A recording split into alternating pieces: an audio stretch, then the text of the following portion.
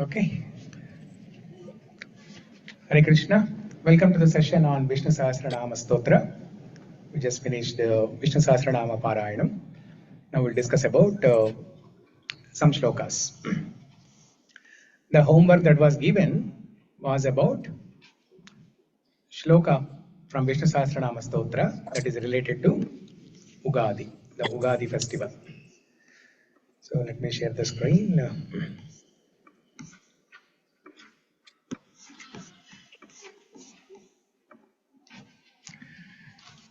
So this is the answer. Shloka number 33.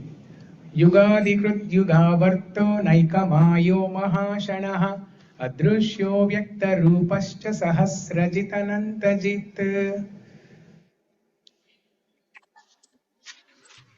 Yugādikṛt, one who is the cause of periods of time like yuga. Yugāvartah, one who as time causes the repetition of the 4 yugas beginning with Satya Yuga. Naikamāyah, one who can assume numerous forms of Maya, not one only. Mahāshanah, one who consumes everything at the end of a kalpa. Adrushya, one who cannot be grasped by any of the 5 organs of knowledge. Vyaktarūpah, he is so called because his gross form as universe can be clearly perceived. Sahasrajit, one who is victorious over innumerable enemies of devas in battle. Anantajit, one who being endowed with all powers is victorious at all times over everything. So if you see on the left side here, there are some numbers, 305, 6, 7, like this. Okay, so these are the names, these are the numbers of the names in the Namavali. Starting with Vishvam Vishnur Vashadkaro Bhuta Bhavya Bhavat Prabhu. So Vishvam, number 1. Vishnu, number 2. Vashadkaraha, number 3, and so on. So like that, if you give numbering to all the names, when we come to 33rd shloka, this is the numbering for all the names. Yugādikṛt, that's the name. Yugādikṛt is the name of the Lord. Yugādikṛdyugāvartō. So like this, these are the different names. Okay, you can see the list.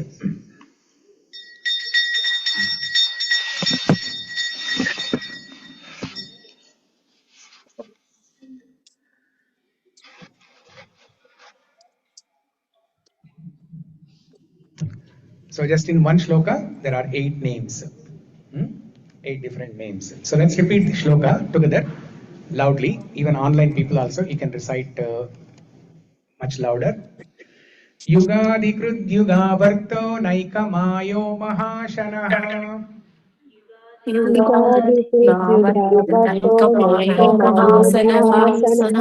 adrushyo vyaktarūpascha sahasrajitanantajit.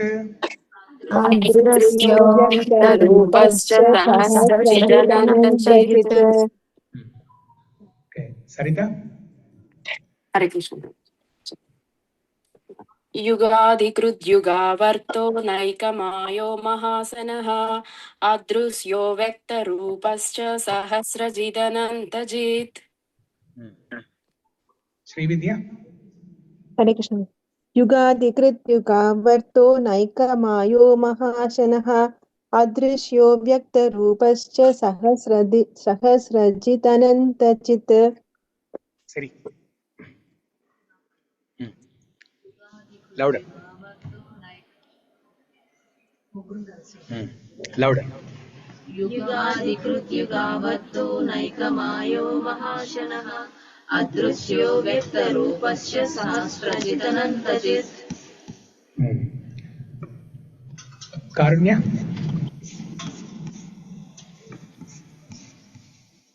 Swamiji, sorry, not today. Okay, somebody else? Yeah, నేను చదువుతానండి. యుగాదికృత్యగావర్తో నైకమాయో మహాసనః అదృశ్యో వ్యక్తరూపచ్చ సహస్రజితనందజిత్. Somebody else? Yeah. युगादिकृद्युगावर्तो नैकमायो महाशनः अदृश्यो व्यक्तरूपच्छ सहस्रजित् अनन्तजित्. Somebody else? Me. Yes. युगादिकृद्युगावर्तो नैकमायो महासन अदृश्यो व्यक्तरूपश्च सहस्रजिदनन्तजित्. Rajesh? Yeah. Yugādi-kṛdyugāvartō naikamayo. Sorry, what is that? Mahashanaha. Mahashanaha adrishyo vyakta rupascha sahasrajit anantajit. Prabhuji, I have one question actually in that. Is that okay? Yes. Can I ask or later we can ask? Yeah, you can ask. So in this shloka, there is Mahashanaha. There is one more shloka where it is Mahasanaha, like Sha and Sa. Mahashano, Mahapapo, Mahabuddhir, Mahadriti, something like that. Yeah, so what is the difference between Mahashana and Mahasana? Like there is one more shloka where it says Mahasana. I think I was just trying to find out where is that shloka. I remember like one other place. So you're asking what is the difference between these two words? Yeah, Mahashana and Mahasana, because both are there in different places, right? That's what I was saying. Yeah, no, I think it's the same. Mahashano, Mahapapma. So he who is the eater, who eats up all the sins. Mahapapa means the sins, great sins. Basically, the word Ashana means eating. Mahashana, who he is a great eater. Okay. Like Bhīṣma has a name, right? Vrikodhara. What's the meaning of the word Vrikodhara? Voracious, like somebody who eats a Voracious lot. eater. Yeah. So just give us 2 minutes. Yeah. They are doing Naivedyam to Swami Varu. Just give us 2 minutes.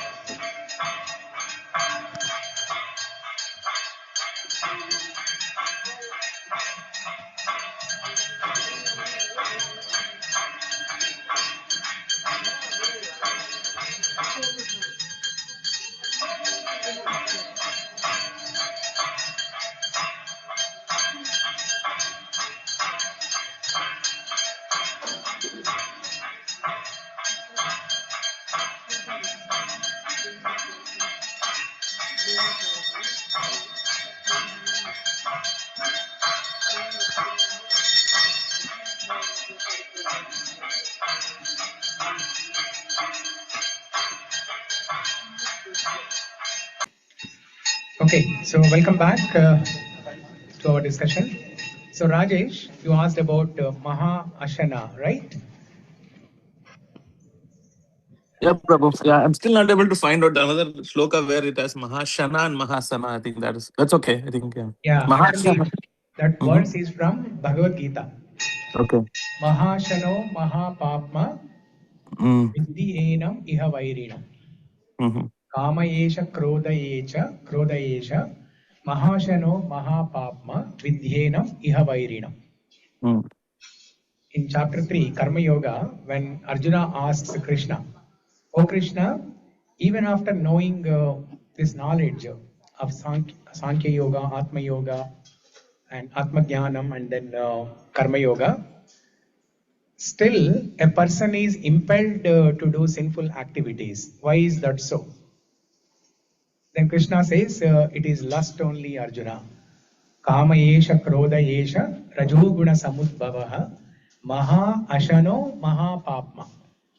Maha ashana means this is devouring.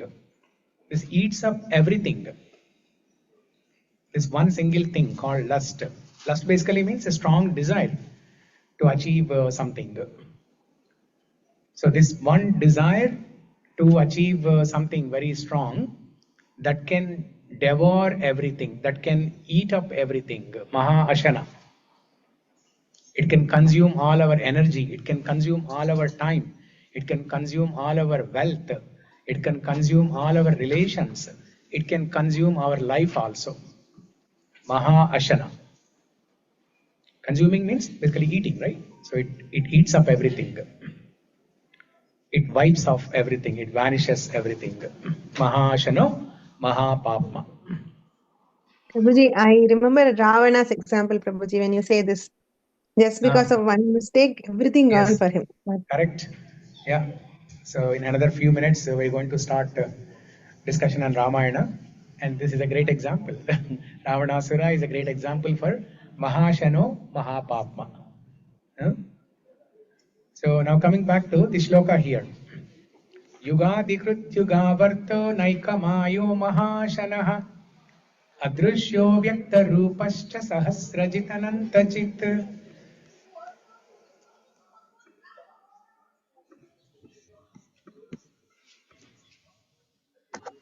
So, how many of you know about Ugadi festival?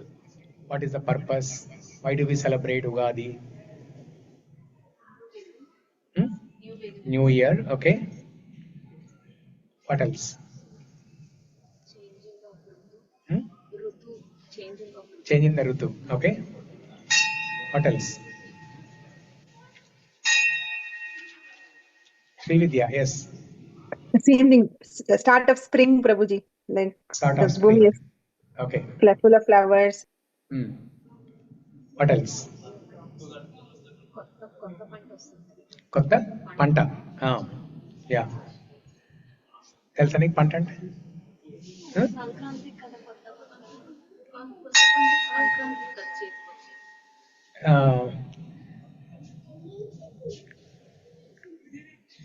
I think Yugama Arambam Avadam, Prabhuji.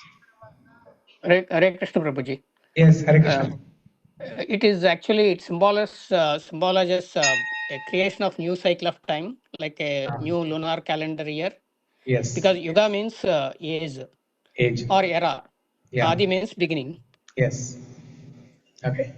So Yugadi, these are also correct. The beginning of the new year, Telugu calendar new year. Lunar calendar, Chandramana, new year. And it's the beginning of the spring, beginning of the new Rutu. All of those things are also valid answers.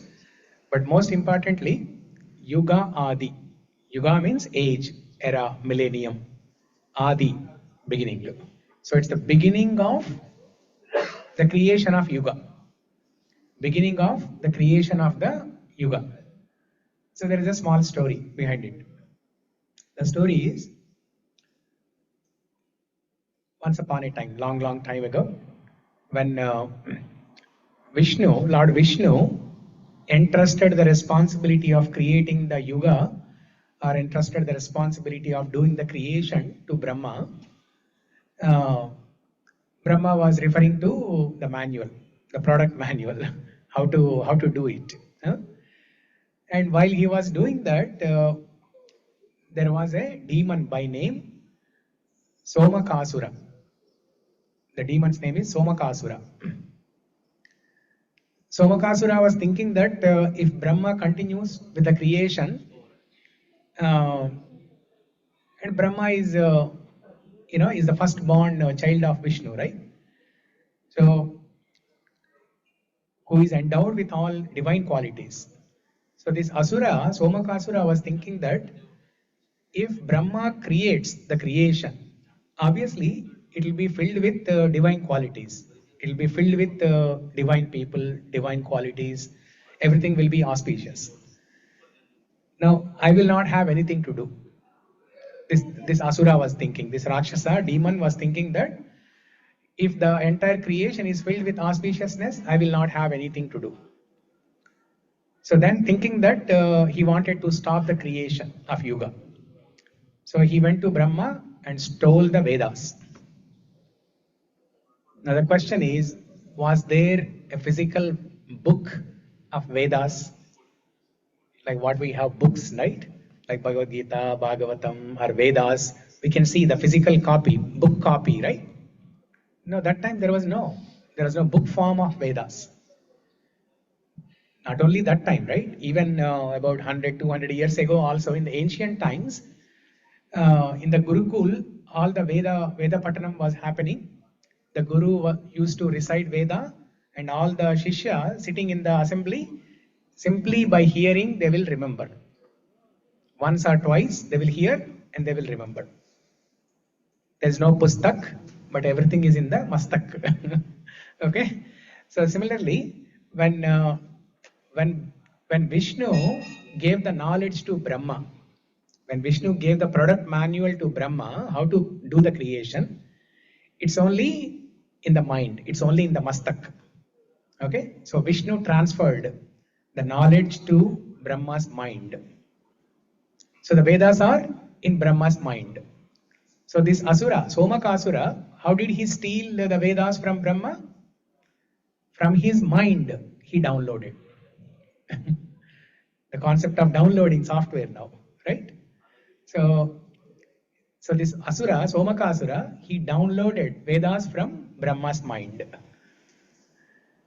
Okay? It's a very subtle thing. Now we cannot even imagine, we cannot comprehend how they can do something like this. But everything is possible. Now when you have this Wi-Fi system, when you are able to download something, you sit at your home and then you are able to download thing from New York, from India, from China, you are able to download something. So when technology is making things possible like that, why it was not possible during that time? It was possible. So this Asura is not just an ordinary Asura, right? He was powerful, endowed with all powers. So he stole the Vedas by downloading from the mind of Brahma. Prabhuji, he deleted there also in the original place and he downloaded. Yes, it's a cut. It's not copy. It's Control X. He did Control X. So you all can assemble here. We are having Vishnu Sahasra Nāma discussion. Even if you are here for a few minutes also, you can just sit here and come closer, please. Yeah. So we're discussing about Ugadi festival. What is the meaning of Ugadi? Yugādi, it's actually Yugādi. Yuga plus Adi, beginning of the Yuga. Yeah, beginning of the first Yuga. Beginning of the cycle of the Yugas actually. Not just one Yuga, but it's the beginning of the cycle of the Yugas. The very first, ever first cycle of Yuga, which is Satya Yuga, right? Starts with Satya Yuga. So when Somakasura, he deleted the Vedas from Brahma's mind, Control X. Now it is with Somakasura. Now Brahma cannot create the creation. Then he started crying. Brahma started crying. So Samanvita, can you show us how to cry? Somebody stole my Vedas. Somebody stole my Vedas. Like that, Brahma started crying. Then Vishnu, who is his father, he heard him. Oh, my child is crying. Let me go and see why is he crying. Then Vishnu went there. Brahma said, I have lost the Vedas. So then Vishnu took the appearance of Matsya Avatara. Because this Somakasura, he is a demon in the water, in the ocean. Samudra Asura, Samudra Rakshasi. So then only in a fish body, the Bhagavan can go everywhere in the water and search for this Rakshasa and restore the Vedas. So he assumed the form of Matsya Avatara and went into the ocean and found this Somakasura, killed him and restored the Vedas. And again, did the knowledge transfer to Brahma. So all these concepts of KT, knowledge transfer, downloading, it was there in the ancient Control X, Control C, Control V. These are all there in the ancient times only. Okay. So then Brahma was able to continue with the creation of Yuga. So the word yugādikṛdyugāvartō means one who is the cause of yugas, one who is the cause of periods of time like Yuga. So Lord Vishnu in the form of Matsya Avatara, who restored the Vedas and became the cause of the creation of Yuga, he is known as Yugādikṛdyugāvartō. So that's why the festival, Ugadi festival, indicates the beginning of the creation of Yuga. Okay, the cycle of Yugas. yugādikṛdyugāvartō. Next word is yugāvartō. One who causes the repetition of the 4 yugas. Avarta. Avarta means the cycle. Avarta. Punaravrittino. Punaravrittino means like repeating the cycle. Avritta means cycle. Circle, cycle, something that repeats.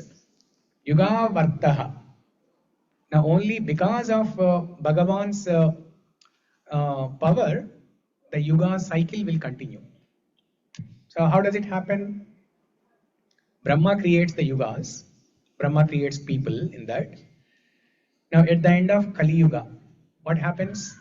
When does Kali Yuga end? Kali Yuga ends at the night. No, not just one Kali Yuga, but Kali Yuga ends after 432,000 years. The lifespan of Kali Yuga is 432,000 years. The age of Dwapara Yuga is 2 times of the age of Kali Yuga. And the age of Treta Yuga is 3 times the age of Kali Yuga. Age of Satya Yuga is 4 times the age of Kali Yuga. Now, the completion of these 4 yugas is called one Chatur Yuga. Chatur Yuga, one Chatur Yuga, one cycle is called one Chatur Yuga. So this is one day of Brahma. No. 1,000 such cycles. 1,000 such cycles is called one day of Brahma. Where is Brahma? Brahma is in Satya Loka. Not Satya Yuga, but he is in the higher planetary system called Satya Loka, Brahma Loka. So, one day of Brahma consists of 1,000 cycles of these 4 yugas. Okay? Similarly, Brahma has night also. Brahma has daytime, Brahma has night time. So, Brahma's night also has another 1,000 cycles. Brahma's day has 1,000 cycles of these yugas. Brahma's night also has 1,000 cycles of these yugas. So, one day of Brahma, how many cycles? 2,000. 2,000 cycles of these Divya Yugas. Chatur Yuga, Divya Yuga. Okay? 2,000 cycles. Now, Brahma also has 100 years. Just like how Brahma has one day, just like how we have one day, one day is 24 hours. Brahma's one day is 2,000 cycles of this Chatur Yuga. Brahma's 100 years is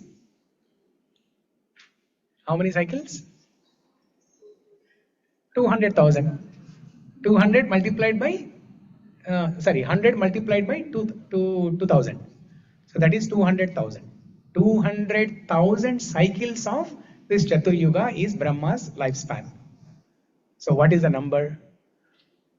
Some 4 trillion, 432 trillion, some billion number. Just remember 432 trillion. Okay? Such a big number. Now what happens after that? After that, Brahma dies. Just like how we die after 100 years or 60 years, 70 years, whatever. After 432 trillion years, Brahma also dies. Shyamala is saying, oh, she's compassionate. So Brahma also dies. People think Brahma is eternal, Brahma is immortal. He never dies. But he also dies.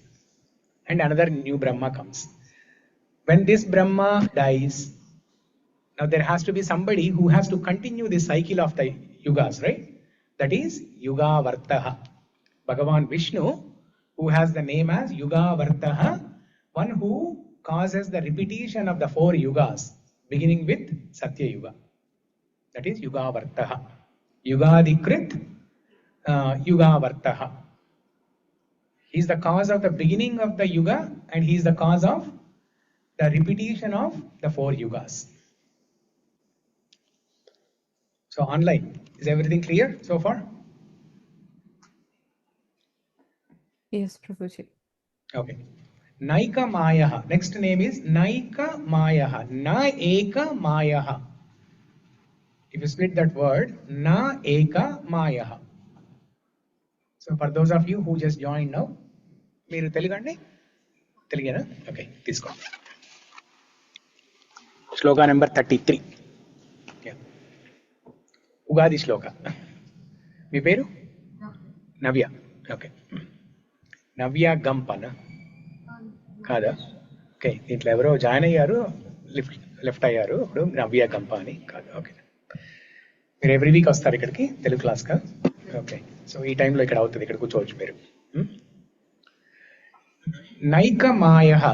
If you split that word as per Sanskrit grammar, right? Na Eka Maya. Na Eka Maya. Na means not. Eka means only one. Not just one. What does it mean? Not just one means what? Samanvita? Not just one means what? Not just one. So one means one, right? Not just one means more than one, right? Yeah, many. Okay, many. Maya, one who assumes numerous forms of Maya, not just one, not one only. Naika Maya. Now, what is the connection between yugādikṛdyugāvartō? Sorry, what's the connection between yugādikṛdyugāvartō and Naika Maya? Now, Bhagavan became the cause of different yugas, and the yuga cycles are repeating. Now, Bhagavan will appear, right?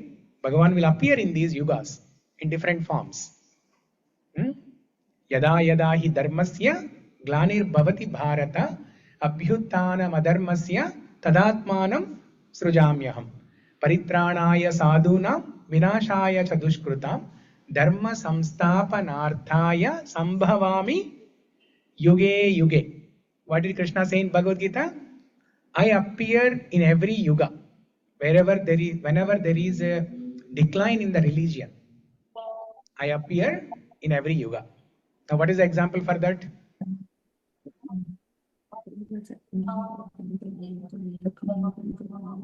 All the avatars he take. One specific example? Like Krishna Avtara. Krishna Avtara and Rama Avtara. Yeah. All those. Matsya Avtara, Kurma Avtara. Matsya. We just discussed. That's what I'm looking for. Who said? Me. Bindu. Oh, you said that? Okay. Yeah. So Matsya. Yeah, here in person also, Shamla said, and Karunya also. Yeah.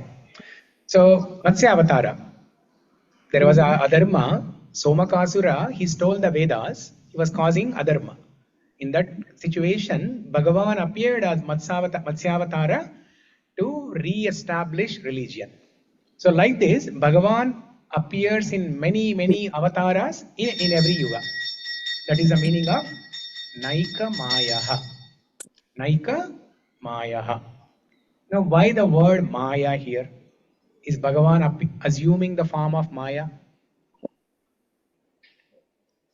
This is Yoga Maya. This is not, there are two types of Maya. Maya means illusion. The illusion that we are influenced by is called Mahamaya. Durga Devi. Durga Devi is the Devata for Mahamaya. So these two are the energies of Bhagavan, Mahamaya and Yoga Maya. Mahamaya takes us away from Bhagavan. Yoga Maya takes us closer to Bhagavan. Okay, so there's a disturbance from somebody here. Let me mute the line.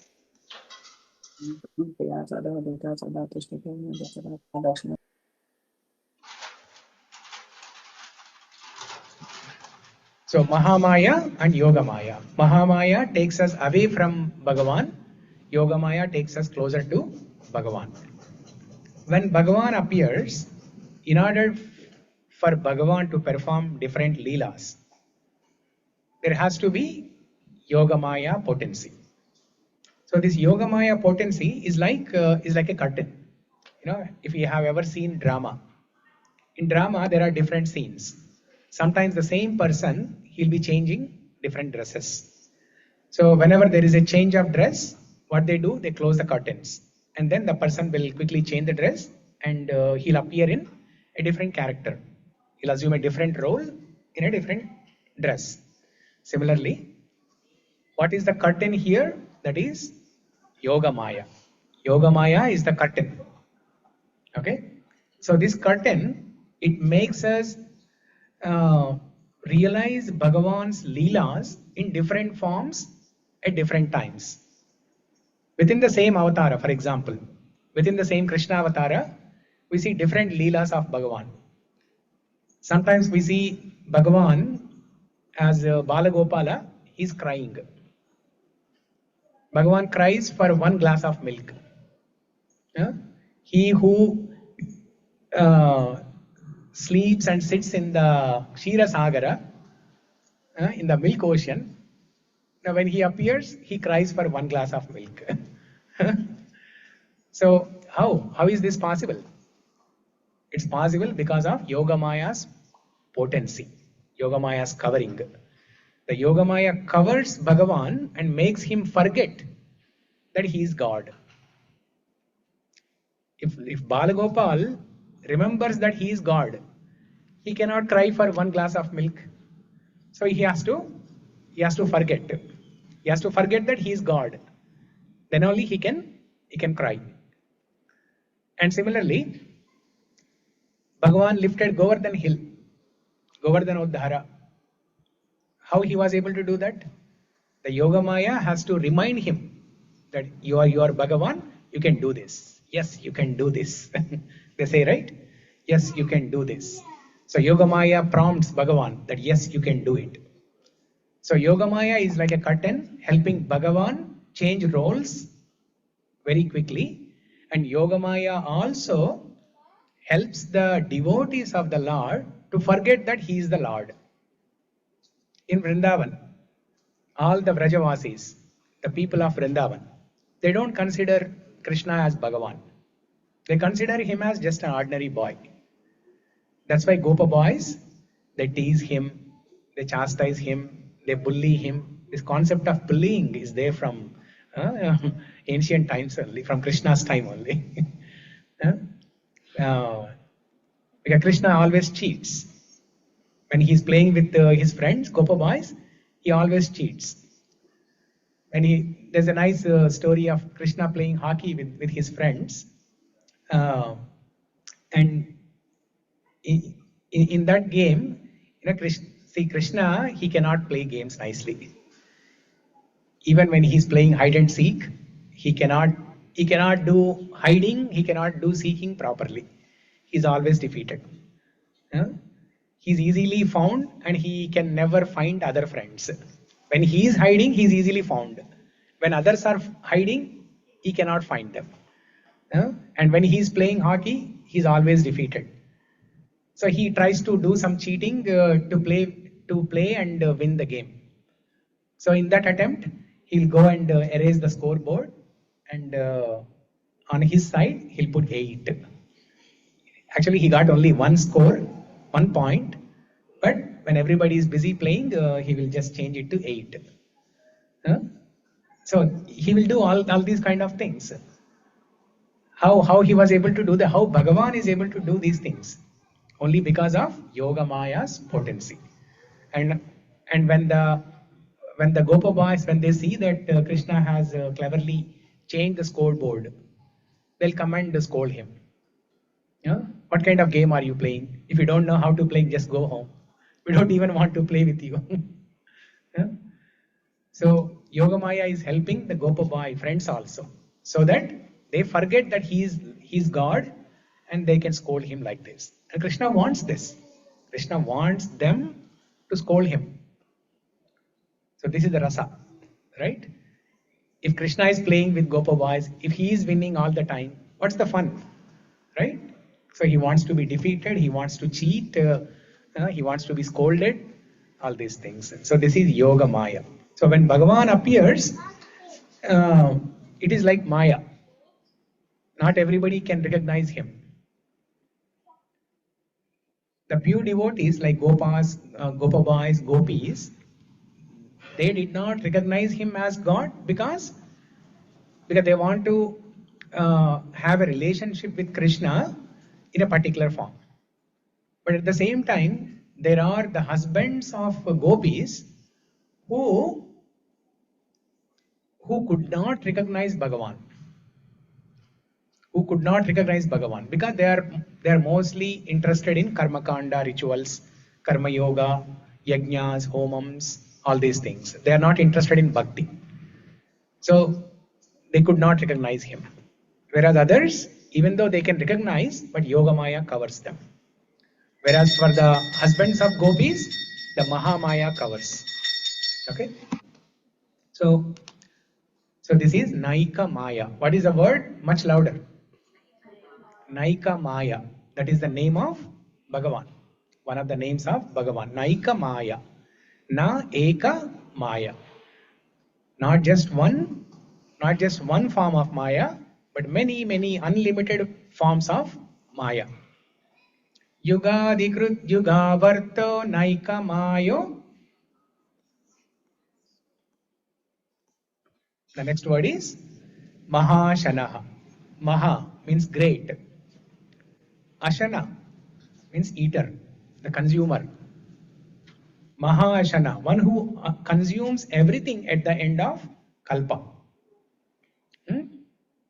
Now going back to that big calculation of yugas, 1000 kalpas is called, 1000 cycles of yugas is called one kalpa. So there is a yuga and there are 4 yugas, and the one cycle of the 4 yugas is called one divya yuga or one chatur yuga. 1000 such cycles is called one kalpa. That means Brahma's one day is one kalpa. Brahma's one night is one kalpa.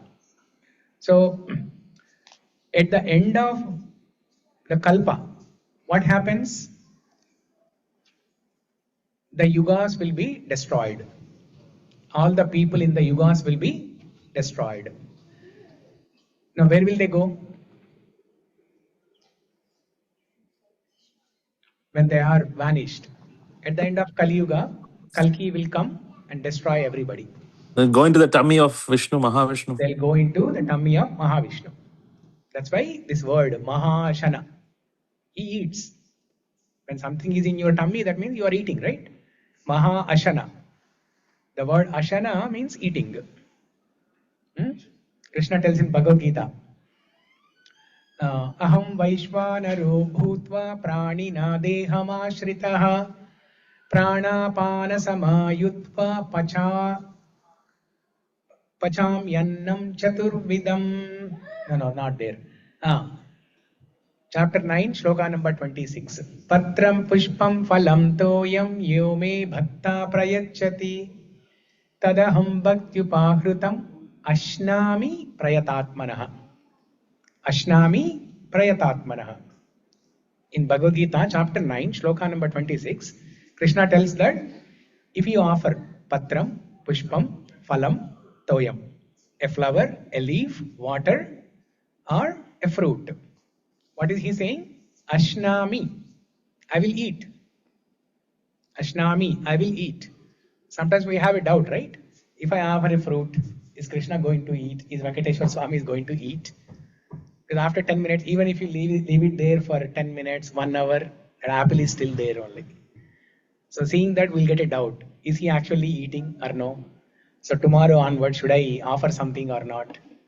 Should I work hard in the kitchen 1 hour, 2 hours and offer something when he is not eating actually? So Krishna eats. He eats. The Bhagavan eats. Vishnu, Narayana, Ramachandra, they eat. What we offer with bhakti, they eat it. But they eat it by their glances. So Bhagavan, simply by his glance, he will accept what you offer, that Naivedyam, and he will put his blessings in that food. So when you eat that food, it is called prasadam. mercy of the Lord. Okay, Ashnami, Maha Ashanaha, one who consumes everything at the end of Kalpa. That means they are hibernated. All the people, all the yugas, everything is hibernated in the tummy of Mahavishnu. Hibernation means, for example, penguins. In peak winter, in extreme cold temperatures, they go and hibernate. They go and hibernate somewhere. They don't move around. They don't eat also. They just hibernate. They don't drink water. They don't know when. They don't do anything. They just hibernate for about 6 months or whatever. So like that, we will be kept in the tummy of Mahavishnu. We will be hibernated until the next yuga is created, until Satya Yuga is created. Okay? Maha Ashanaha. Now the meaning of these 4 words, is it clear to everyone? The first line. Yugādikṛdyugāvartō naikamayo mahashanaha. Repeat everybody louder.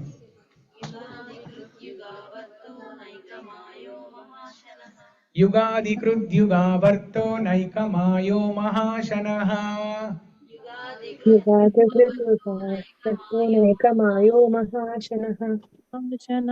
have to recite in such a loud voice that if you recite here, your husbands who are sitting at home, they have to come and they have to come running here. Okay, can we try that? Yugādikṛdyugāvartō naikamayo mahashanaha.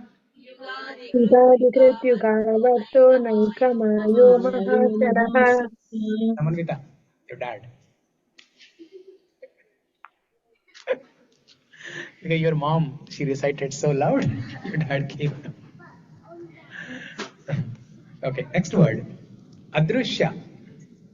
What is the next word? Adrushya. One who cannot be grasped by any of the 5 organs of knowledge. We have these panchendriyas. Shabdam, Sparsham, Rupam, Rasam, Gandham. Shabdam, Sparsham, Rupam, Rasam, Gandham. What are these? Shabda, Sparsha, Rupa, Rasa, Gandha. Shabda, sound, that means ear. Sparsha, touch, skin. Rupam, form, that means eye. Rasam, taste, that means tongue. Gandha, smell, that means nose. So nose, ears, eyes, tongue and skin. Panchendriya. Okay. We have Pancha Jnanendriya, Pancha Karmendriya. Okay. Whatever we acquire knowledge with the 5 senses, they are called Pancha Jnanendriya. Okay. And whatever the 5 senses that we use, like our legs, hands, etc., we do different things. We walk, we do some things. These are called Pancha Karmendriya. Okay. So Adrushya means, see, in Telugu or Sanskrit, Hindi, in all languages, Adrushya means something that is not visible. Something that is not visible. Drushya means something visible. Adrushya means something that is not visible. Drishyam, Drishyam 1, Drishyam 2, Drishyam 3. You might have seen the movies, right? Drishyam 1, Drishyam 2 at least. So Drishyam means something that you can see. Adrushya means something that you cannot see, invisible. For example, air, it is Adrushya. Avyakta, Adrushya, both are same. So when Bhagavan appears in different yugas, Rama Avatara, Dwapara Yuga, Treta Yuga, all these avatars, when Bhagavan appears, people cannot recognize him. Just like the husbands of the gopis, they did not recognize Krishna as Bhagavan. It is not because of Yoga Maya covering them, but they are not interested in bhakti. They are interested in sense gratification. They are interested in their own happiness, temporary happiness. Just like how we are interested in temporary happiness. Okay? So even if Bhagavan appears today, for example, after some time, when Venkateshwara Swami coming and walking here, we will think that, oh, there is some drama artist. There's some drama artist. So there's a new trend in India. Have you noticed that? What is that? In the movie, in the marriages and all, Uh, they are making this like somebody has to get ready like Yeah. Yudhishthira. Yeah. So they are making, I don't know if it is a real person or some robo, we don't know.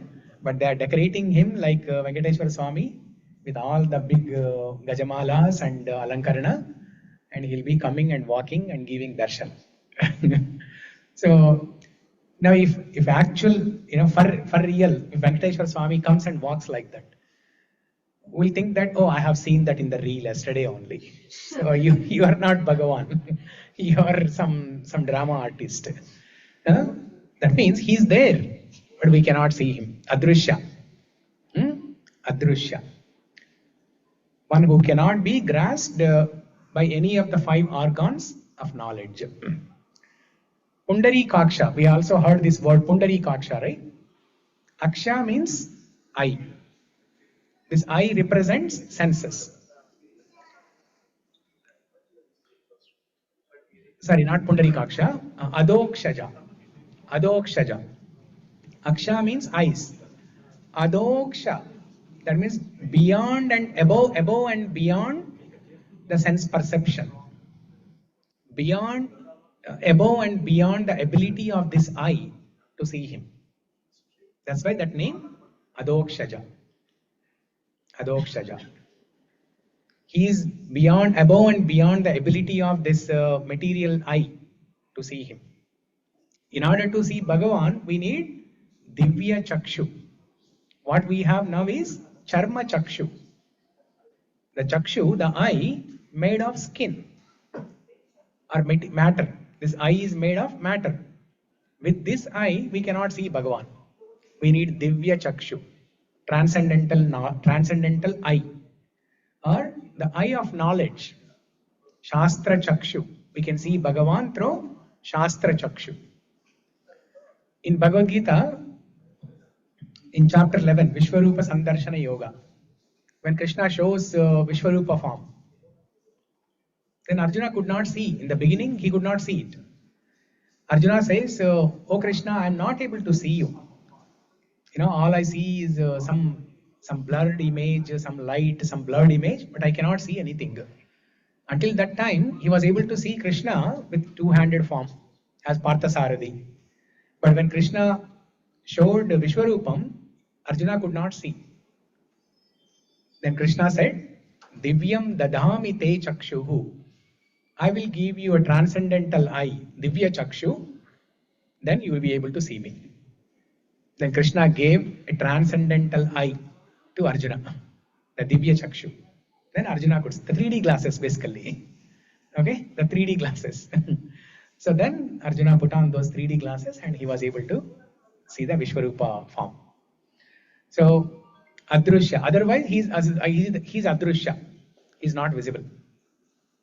That is one meaning of Adrushya, that even if Bhagavan comes in person, we will not be able to see him. That is one meaning. Another meaning is the energy of Bhagavan is present in every single atom in avyakta rupam. In unmanifest form, it is available. For example, I am holding this microphone. It is made up of so many particles and atoms. Bhagavan is there in every atom. But can we see that? Even if I break it into small pieces, even if I put a microscope and look through it, we cannot see Bhagavan there. That's the meaning of the word Vishnu. Vishnu means Sarvam Vyapnoti iti Vishnuhu. One who pervades everywhere is Vishnu. He is present everywhere, in each and every atom. In a Adrushya Rupam, in Avyakta Rupam, unmanifest form. Okay? In Dwapara Yuga, when Krishna appeared, Krishna was simultaneously present both in Avyakta Rupam and Vyakta Rupam. As the person Krishna, he was available, he was present in Vyakta Rupam. And that same Krishna in the form of Vishnu, who is present in each and every atom. He was there in Avyakta Rupa. Even in Kali Yuga also, Krishna is present both in Avyakta and Vyakta Rupa. Avyakta Rupa means Krishna present in, or Vishnu present in each and every atom. Adrusha Rupam. And Vyakta Rupam, what is the Vyakta Rupam of Bhagavan in Kali Yuga?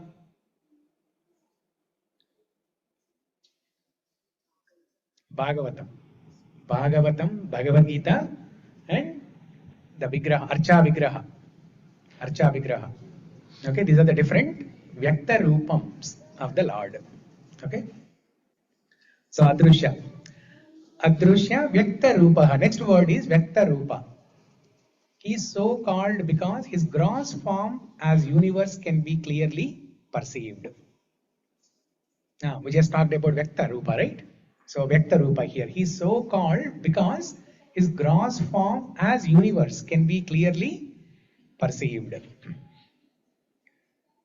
Now, we cannot see the presence of Vishnu in the single atom, but the sum of his presence in all the atoms can be perceived. It can be seen as one planet, or the collection of all the planets as one universe that we can see. The gross form we can see. Subtle form we cannot see. Vishnu, in the subtle form, he is Adrusha. But again, in the gross form, he is Vyakta. Vyakta, Avyakta. Or Adrusha, Drusha. Because when when you see moon or when you see sun, these are the planets, right? So this is the gross form of Bhagavan. Surya Narayana, we say, right? When you see sun, Surya Narayana, Surya Bhagavan. That means the Surya Bhagavan is a gross form of Vishnu. Chandra is a gross form of Vishnu. And there are so many atoms within that Surya, within that sun, in which Vishnu is present in Adrusha Rupam. Okay, so simultaneously he is present in Vyakta, Avyakta Rupam, Drusha, Adrusha Rupam. Adrusha Vyakta Rupaha. He is so called because his gross form as universe can be clearly perceived. Bhagavatam we can see, right? That's a Vyakta Rupa.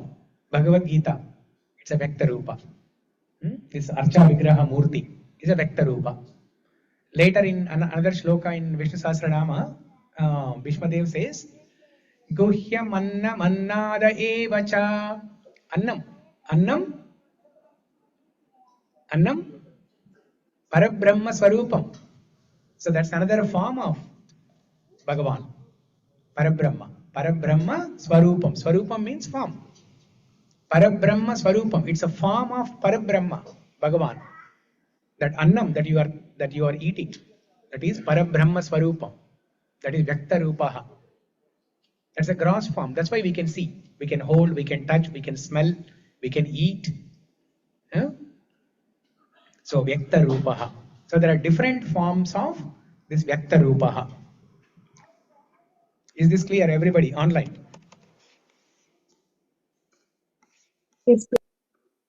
Okay. I want somebody to explain. What is Adrusya and what is Vyakta Rupa? I want somebody to explain. Then only I can be convinced that you understood it. Otherwise, you are not going anywhere. You are not going home today.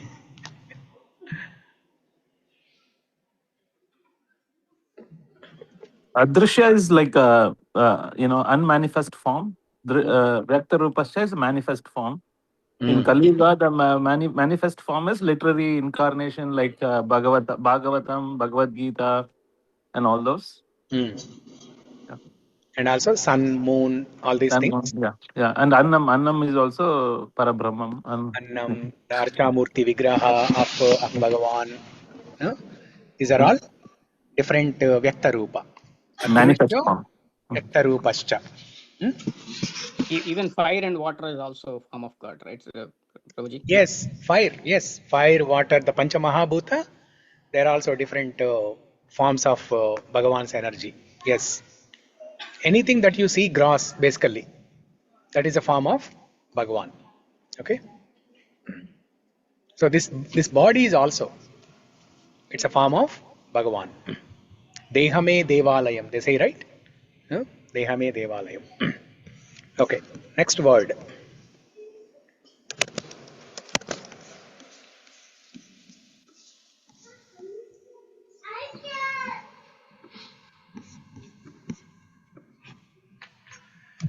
Sahasrajit, one who is victorious over innumerable enemies of devas in battle.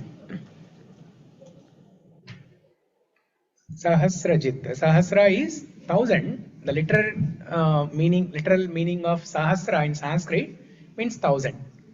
It doesn't mean it is just 1000. It is more than 1000.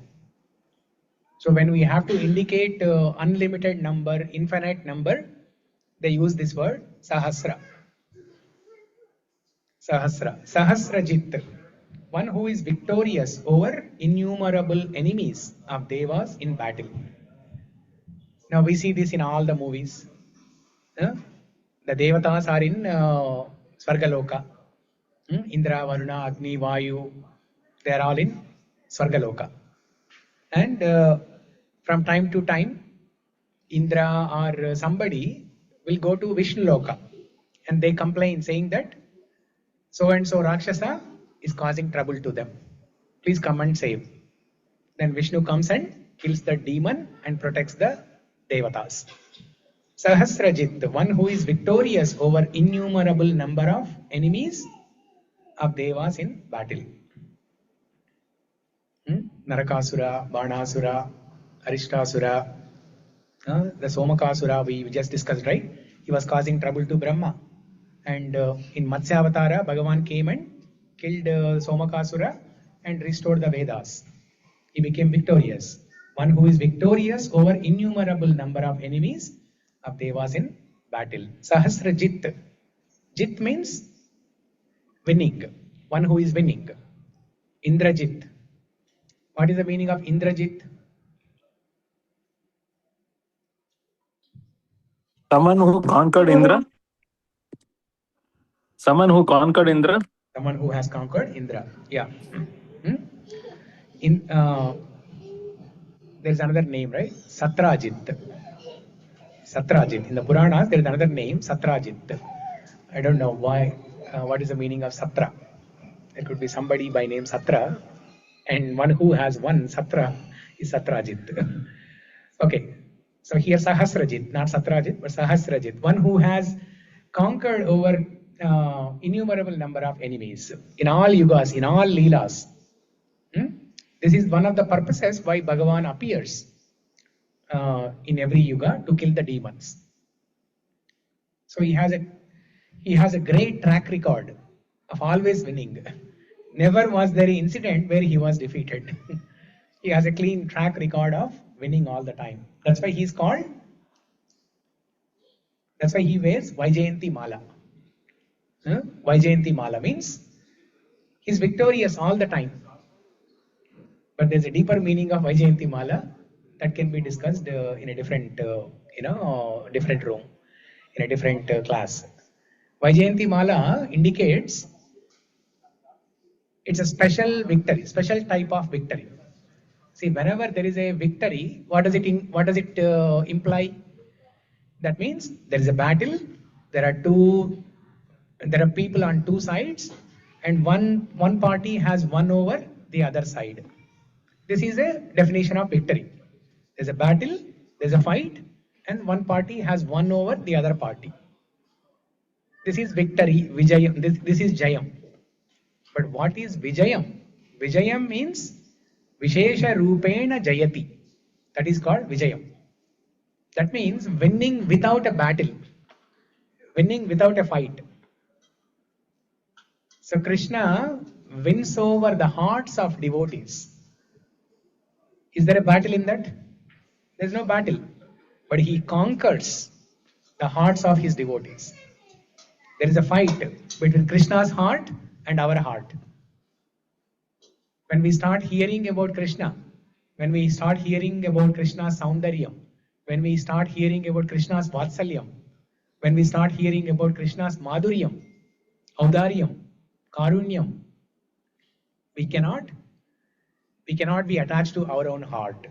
We will be attached and attracted to Krishna's heart. That means our heart is defeated and Krishna's heart is won. There's no fight. There's no physical fight here. But Krishna has won over our heart. He has conquered our heart. This is Vijayam. Vishesha Rupena Jayati. A special type of victory. That's why Krishna wears Vaijayanti Mala, indicating that Krishna conquers over his devotees. He conquers over his devotees. Sahasrajit, one who is victorious over innumerable number of enemies of the Devas in battle. Not only the physical form of enemies, the demons, but Krishna kills the demons within our heart also.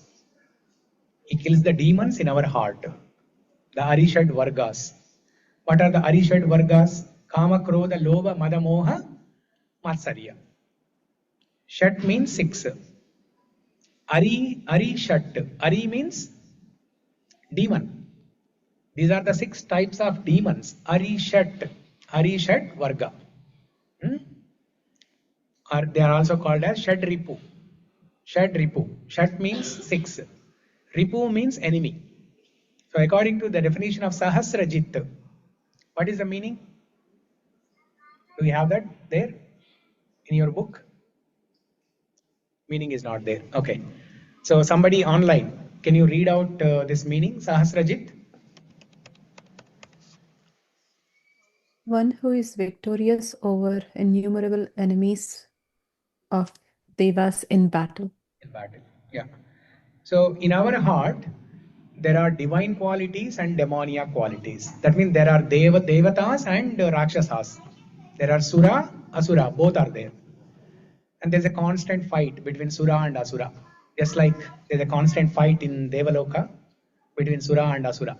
Similarly, in our heart also, there's a constant battle between sura and asura. But it is that Vishnu or Bhagavan who makes our divine qualities win over the asura qualities. He makes us win over the asura qualities, the demoniac qualities. That's the definition. That's another definition of Sahasrajit, one who is victorious over innumerable number of enemies. That means not only the physical Rakshasas, it also means Krishna or Vishnu wins over the subtle form of enemies in our heart. There's a gross form of enemies in the form of Rakshasas, and there are subtle form of enemies in our heart. So Vishnu wins over all these enemies. Sahasrajit. Finally, the word Anantajit, one who being endowed with all powers is victorious at all times over everything. Anantajit. One who being endowed with all powers is victorious at all times over everything. That means this Anantajit is giving more emphasis on Bhagavan's position as one who wins not only in one yuga, not only in one planetary system, but in the 3 planetary systems in all yugas at all times. Anantajit. Unlimited number of yugas, unlimited number of planets, unlimited number of universes, unlimited number of demons. Anantajit. Sahasrajit, Anantajit. The meaning is essentially the same, but it's conveyed in a different way just to emphasize it. Okay? Let's say, for example, you eat a nice gulab jamun. Somebody asks you, how is it? You will say, బాగుంది. మళ్ళీ ఇంకో byte తిని మళ్ళీ ఏమంటారు, చాలా బాగుంది అంటారు. బాగుంది, చాలా బాగుంది, డిఫరెన్స్ ఏమైనా ఉందా? ఏం లేదు కదా, రెండు ఒకటే. చాలా బాగుందేమో ఇంకా ఇంకా ఎక్కువ చేసి చెప్పడానికి అనమాట. టేస్ట్ ఇంకా నచ్చింది, మీకు తింటా ఉంటే ఇంకా నచ్చుతుంది. సో అలాగా భగవంతుడి క్వాలిటీస్ ఏంటంటే అవి తవ్వుతా ఉంటే కొత్త కొత్త విషయాలు, కొత్త కొత్త అడ్జెక్టివ్స్, ఫ్రేసెస్ బయటకు వస్తుంటాయి. ఫస్ట్ భీష్మదేవ్ అనుకున్నాడంటే భగవాన్ ఈ సహస్రజిత్. మళ్ళీ ఇంకొక క్షణం ఆలోచించి ఏమన్నారు ఆయన? No he's Anantajit. సహస్రజిత్, అనంతజిత్. అట్లా స్ఫురణకు వస్తుంటాయి ఒక్కొక్కసారి. ఒక వర్డ్ ఉంటుంది, తర్వాత ఇంకో కాసేపాకి ఇంకో వర్డ్ వస్తుంటుంది. అట్లా Sahasrajit, Anantajit both are same, but Anantajit is a superset of Sahasrajit. Okay.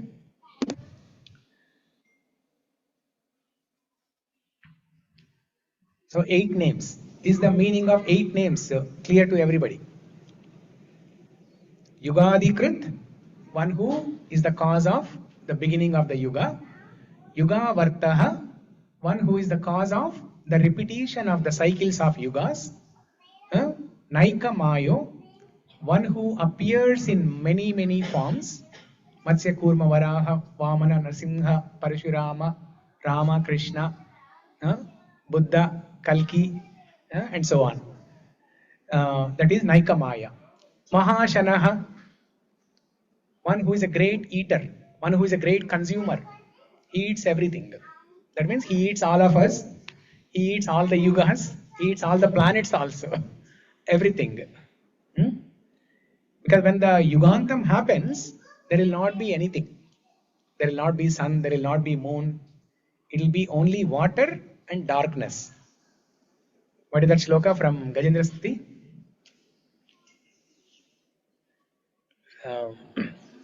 Sarita, unnava?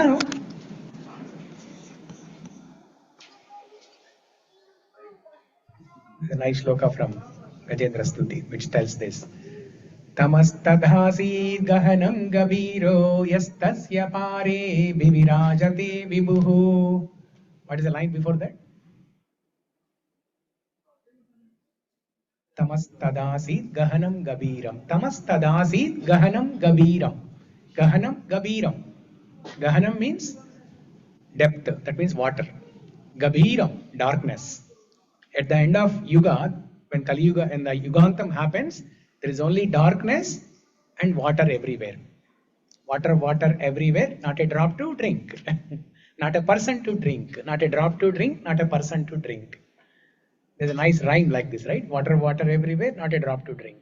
Something like this. Tamastadhāsīt gahanam gavīram yastasya pāre vivirājate vibhuhu. Even after everything is destroyed, there remains only Bhagavan. There remains only Bhagavan. That is Mahashana. Adrushya. He is invisible. He is not visible to this physical eye, this material eye. We need some 3D glasses. Jnana Chakshu, Divya Chakshu. Vyakta Rupascha. But at the same time, Bhagavan is present in certain forms. He is present in the form of Annam that we are eating. He is present in the form of Archamurti Vigraha that we are worshipping in the temple. Or you have deities at home. Or we have Surya, Chandra. These are all the gross forms of Bhagavan. Sahasrajit, one who has conquered over innumerable number of enemies. Anantachit, one who has conquered over enemies in all the planets, in all the universes, in all the yugas, at all times. Okay? Anantajit. We'll recite this one shloka together one last time. Yugādikṛdyugāvartō naikamayo mahāshanaha. युगादिकृत्यगावर्थो नैकमायो महाशनः Adrushyo vyaktarūpascha sahasrajitanantājit. अदृश्यो व्यक्तरूपस्य सहस्रजितनन्तजित्. Okay. So this is about this Ugadi shloka or Yugadi shloka. Okay. Now next time, whenever you are reciting Vishnu Sahasra Nāma, all these meanings should come to your mind. And whenever you are celebrating Ugadi festival, this whole thing should come to your mind. By the way, the name of this year is Parabhava Nama Samvatsara, right? What are these names actually? Para means Ammavar, God, and Bhava means Shiva. I heard it somewhere. Okay. In Telugu, Parabhava means? Defeat. Defeat. Okay? That means, is this the year where we will be defeated? Everyone will be defeated? No, right? Huh? If you try to cheat, you get defeated. If you try to cheat, you will be defeated. Yeah. So the meaning of this name, Parabhava, means all the enemies in our heart, the Kama, Krodha, Lobha, Mada, Moha, Matsarya, will be, or they should be defeated, and we should become Vijayi Bhava. From Parabhava to Vijayi Bhava. See, when some young people, for example, Samanvita, is taking blessings from her mother, she bows down and, she's taking blessings. It happens only in dream, huh? She'll do, okay. Let's say Samanvita has an exam, and before going to exam, she'll bow down to Shamala and takes blessings. What will Shamala say? Vijayi Bhava. May you be victorious in your exam. So, from Parabhava, right now we are Parabhava. We are influenced, we are conquered by the enemies. We are captivated by the enemies. In our heart, all these anarthas, all these enemies are there. Kama, Krodha, Lobha, Mada, Moha, Matsarya, Ahankara. All these things are there.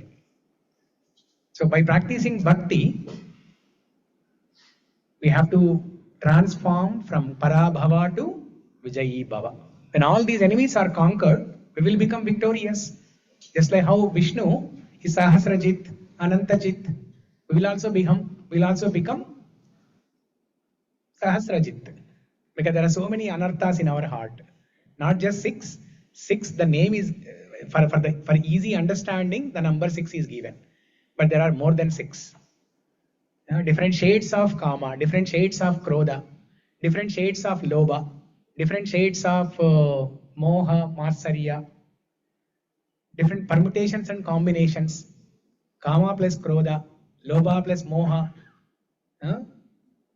So if you do proper math of different shades of each one of them and different permutations and combinations, and you write that formula, it will be something like n tends to infinity. In calculus, there is something like tends to, right? I know you say something else. What is that? Approaches to. N approaches infinity, or n tends to infinity. So it will be like that. The number of demons, if you calculate in our heart, the number of enemies, if you calculate in our heart, it can be represented with a calculus formula. N approaches to infinity. N tends to infinity. So we That become is when Sahasrajit. Correct, Prabhupada. I was about to tell Sahasrajit. Yeah, Sahasrajit. We will also become Sahasrajit. And will become Anantajit. Because we are doing this battle not just in this lifetime, but in many millions of lifetimes.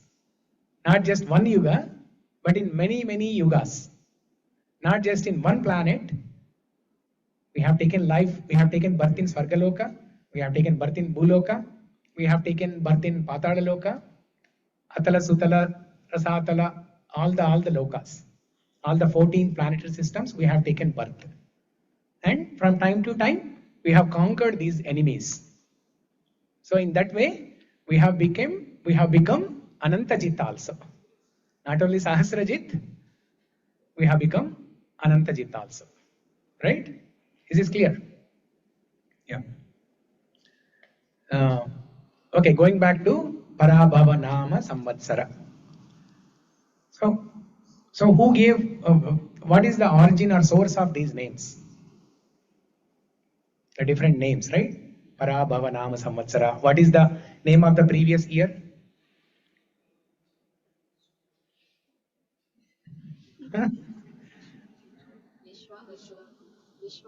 Vishwavasu. Vishwavasu. దానికన్నా ముందు శుభకృతువా శుభకృత. అట్లా different names ఉంటాయి. ఇవన్నీ ఏంటి ఇవి? Prabhuji, I heard there will be 60 names and it will repeat in a cycle. Yeah, that's correct. That's why Telugu Shashti calendar Purti. means. Shashti Purti means, Shashti means 60. Purti means completion. Shashti Purti means after these 60 years, as per the lunar calendar, after these 60 names are completed, then they will repeat. But what are these names? These are Telugu calendar years, Prabhu. Okay, that means somebody from Telugu, from Andhra Pradesh created these names. No. These are the names of the daughters of Narada. Now all we know is Narada is a monk, he's a brahmachari, he's a sannyasi, always saying Narayana, Narayana, wearing saffron clothes. When did he get married? When did he have 60 children? So there is a nice story, a small story. Narada Muni, one day when he was meeting one-on-one meeting with Vishnu, he asked casually, "Oh Swami, always people say that it is very difficult to get rid of Maya. It is very difficult to get rid of this material energy Maya. Is it really that difficult? I want to understand. Is it really that difficult? I think people are just exaggerating. I don't think that is the case. It should be very easy. I think it is easy." Then Vishnu wants to teach him a lesson through an example, through his own example. Then Vishnu keeps on talking, and after 2 minutes, Vishnu asks for a glass of water. Then Narada Muni goes to fetch water for Vishnu. He goes to a river, and then he wants to take a dip in the water. He wants to take a bath and then fetch water for Vishnu. As soon as he took a dip in the water, Narada, and when he came out as a beautiful lady. So he came out as a beautiful lady. And then he forgot that he's Narada. Now it's only lady. No Narada, it's a lady. Then at that time, there was a king who came on a horse, and he looked at this beautiful lady and got attracted.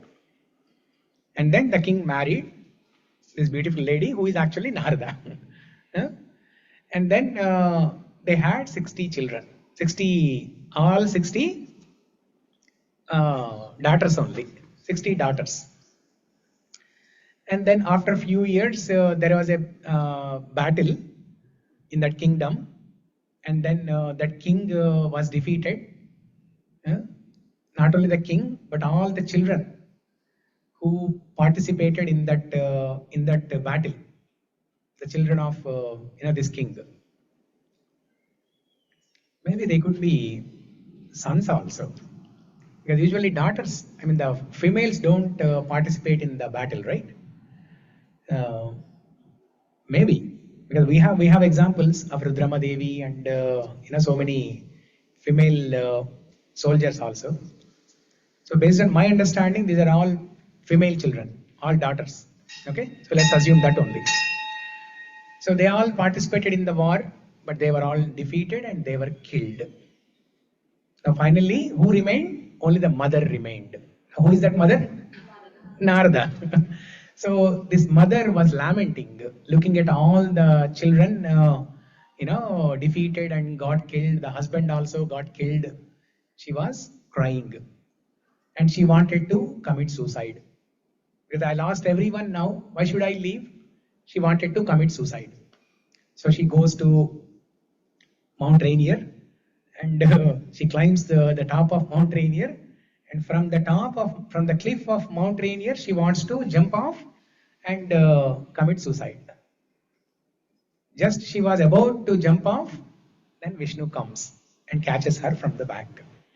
Vishnu stops her from committing suicide. And then Vishnu makes that lady disappear, and Narada Muni appears. And Narada Muni realizes at once of what and all happened. Then he understood how difficult it is to overcome this illusory energy called Maya. Then in some corner of his mind or in his heart, he was he was feeling some repentance, some regret that he lost all the 60 children. So he expresses that grief and concern to Vishnu, saying that I'm still not able to overcome the grief of losing 60 daughters. Then Vishnu gives him a promise that don't worry, all your daughters will be remembered eternally for all ages to come, for all times to come. Your daughters will be remembered and glorified by people.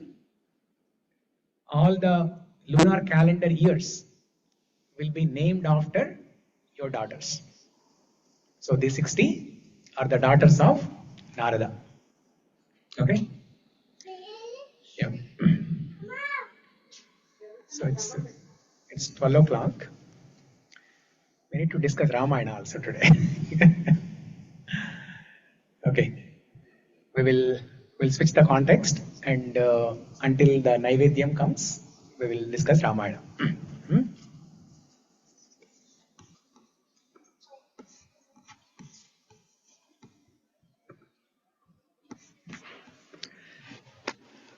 Shri Rama Rama Rameti Rame Rame Manorame Shri Rama Rama Rameti Rame Rame Manorame Sahasra Nāma Tattulyam Rama Nama Varanane. Sahasra Nāma Stotram Rama Nama Varanane.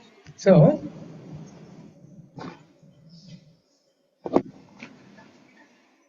towards the end of Vishnu Sahasra Nāma Stotra, Parvati Devi asks Shiva, Keno Payena Laguna Vishnur Nama Sahasrakam Patyate Panditai Nityam Shotumicham Yaham Prabhu.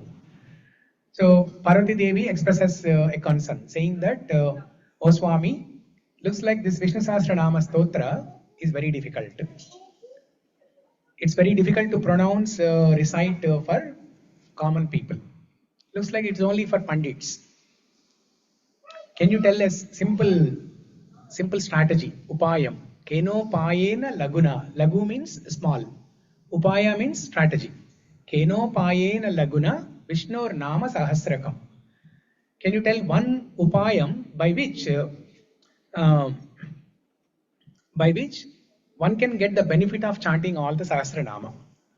Then Lord Shiva says, Shri Rama Rama Rameti Rame Rame Manorame Sahasra Nāma Tattulyam Rama Nama Varanane.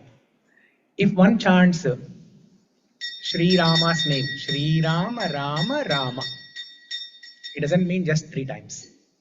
It means continuously like this, Shri Rama, Shri Rama, Shri Rama, Shri Rama, Shri Rama, like that. If one chants just the Shri Rama's name, it's very easy for everybody. There is no difficult grammar, difficult words here, like Vyakta Rupascha, Adrushyo Vyakta Rupascha, yugādikṛdyugāvartō, Naikamayo, Mahashanaha. You will not go wrong anywhere. Simply by saying Sri Rama, it's very easy for everybody to pronounce. If one chants the name of Sri Rama, it is equivalent to chanting the Sahasra Nāma. Okay. So, now what is the meaning of this word Rama? Every name has a meaning, right? That is the purpose of this class, to discuss the meanings of all the names in Sahasra Nāma Stotram. Just like how we discussed, what is the meaning of Yugādi, what is the meaning of Yugāvartā, Naikamaya, Mahashanaha. Similarly, what is the meaning of the word Rama?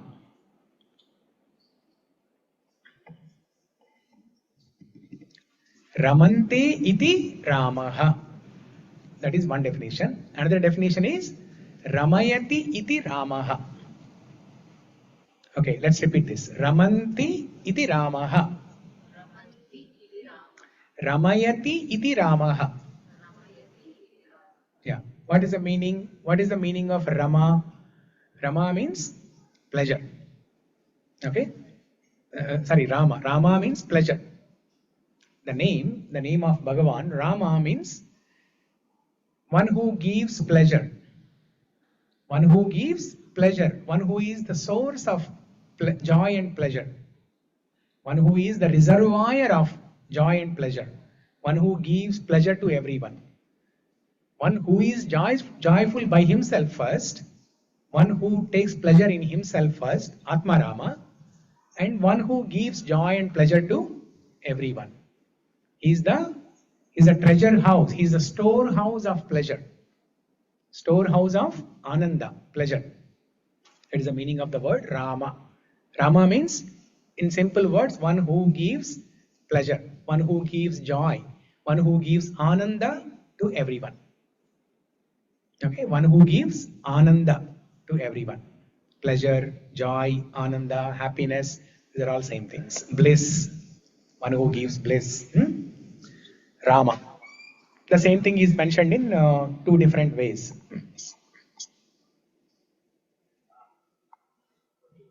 The same thing is mentioned in two different ways. How? Ramante iti Ramaha, Ramayati iti Ramaha. Two different ways. Now what is Ramayanam? Now we know what is the meaning of the word Rama. What is the meaning of the word Ramayanam? Maybe I should start another recording here, okay? 1 second. Let me stop this recording. I'll start another one.